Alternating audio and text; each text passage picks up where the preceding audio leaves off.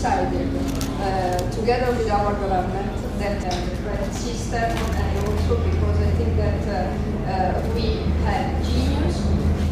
Presidente, nel suo discorso lei ha parlato di un progetto che lei aveva già ideato e pensato quando era nella sua esperienza del Parlamento europeo. Sì, devo dire oggi per me è un giorno particolare, direi quasi storico, perché quando la Commissione europea ridisegnò i corridoi europei, io ero appunto parlamentare europeo, membro della Commissione Trasporti, e abbiamo insistito tantissimo con alcuni colleghi, in particolare con il collega Leichtfried, che oggi è Ministro dei Trasporti in Austria. Abbiamo insistito tantissimo nel dire quanto l'Adriatico-Baltico fosse il corridoio più importante, almeno per le nostre traiettorie, per i nostri tratti, e devo dire che la Commissione ci ascoltò, e se oggi abbiamo questo primo treno tra Trieste e la Svezia, credo che sia anche il risultato del lavoro che tanti hanno fatto anche dopo di noi per raggiungere appunto questa opportunità.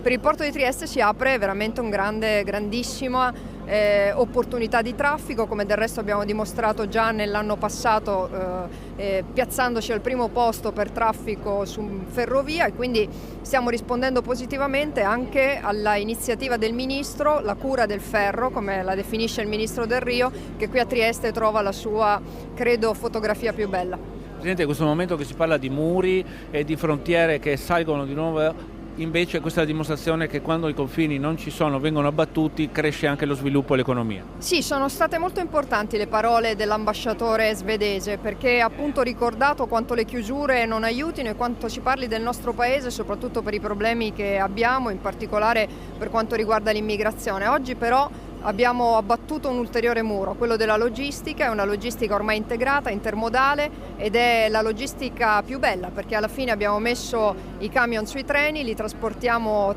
le merci con il treno e poi via mare, e raggiungiamo dei luoghi che prima era impensabile immaginare collegati direttamente. Oggi è una realtà, quindi non è più, come ho detto nel mio discorso, un sogno, ma tocchiamo concretamente quel sogno e lo trasformiamo in realtà.